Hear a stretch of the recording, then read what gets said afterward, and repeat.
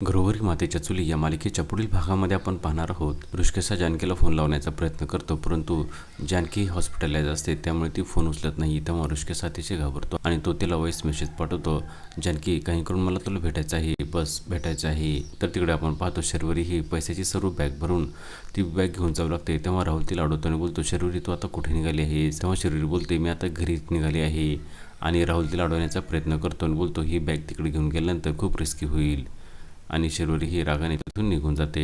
आणि आपण पाहतो रात्रीच्या वेळी ती रणदेवीच्या घरामध्ये लपून बॅग घेऊन जात असते. तेव्हा अवंतिका तिला बघते आणि ती विचार करते, शर्वरीताई एवढ्या रात्री एवढी मोठी बॅग घेऊन कुठून आले आहेत आणि त्या बॅगमध्ये काय असेल? ऐश्वर्याने जे सांगितले ते कदाचित खरे तर नसेल, असा ती विचार करू लागते. त्यानंतर आपण पाहतो सर्वजण हे नाश्त्यासाठी एकत्र बसलेले असतात आणि तेव्हा शर्वरी ही जाणीवपूर्वक अवंतिकाला प्रश्न विचारते, काय ग अवंतिका, तुझ्या त्या 2 लाडक्या वहिनी कुठे आहेत? आणि त्याच वेळेस आपण पाहतो त्या ठिकाणी ऐश्वर्या ही जानकीला हॉस्पिटलमधून घरी घेऊन येते. आणि त्या दोघीला पाहिल्यानंतर अवंतिका आनंदित होते आणि बोलते, ते बघा जानकीताई आणि ऐश्वर्याताई दोघीही आल्या. आणि त्या दोघींना त्या ठिकाणी पाहिल्यानंतर शर्वरीला मात्र आश्चर्याचा धक्का बसतो. आता पुढे येणाऱ्या भागामध्ये शर्वरी आणि राहुल हे खरे चोर आहेत, हे कशा प्रकारे अवंतिका, जानकी आणि ऐश्वर्या सिद्ध करणार, त्याचबरोबर जानकीला मारण्याचा प्रयत्न देखील शर्वरीनेच केला होता, हे सत्य उघड होणार का, हे पाहणे अतिशय रंजक ठरणार आहे.